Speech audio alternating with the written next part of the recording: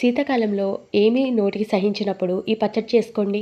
భలే ఉంటుంది. వేడివేడి అన్నంలో నెయ్యి వేసుకొని తింటే పుల్ల పుల్లగా, కారం కారంగా భలే అనిపిస్తుందండి. దీనికోసం ఒక 20 పచ్చిమిర్చినైతే తీసుకొని బాగా దోరగా అయితే వేపుకోవాలి. 2 టేబుల్ స్పూన్ల ఆయిల్ మాత్రమే వేయండి. ఆయిల్ ఎంత తక్కువ వేసుకుంటే అంత బాగుంటుంది పచ్చడికి. ఈ పచ్చిమిర్చి కాస్త వేగిన తర్వాత గుప్పెడు కరివేపాకుని అయితే వేసుకున్నాను. ఈ పచ్చిమిర్చికి కాను నేను పావు కేజీ టొమాటోల్ని, కొద్దిగా చింతపండునైతే తీసుకుంటున్నాను. గుప్పెడు పల్లీలు కూడా వేసి బాగా దోరగా వేయించి మిక్సీ జార్లోకి తీసి పెట్టుకున్నాను. అదే బాణీలోని కట్ చేసినటువంటి టొమాటోల్ని, కొద్దిగా పసుపుని, టేస్ట్కి సరిపడా సాల్ట్ని, చింతపండుని వేసి బాగా మెత్తగా ఉడికించి పక్కనుంచుకోవాలి.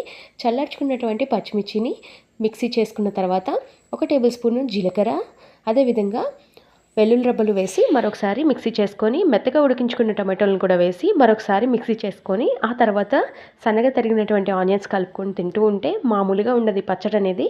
తప్పకుండా మీరు కూడా ట్రై చేసి ఎలా వచ్చిందో కింద కామెంట్ సెక్షన్లో కామెంట్ చేయండి. సరే కానీ సబ్స్క్రైబ్.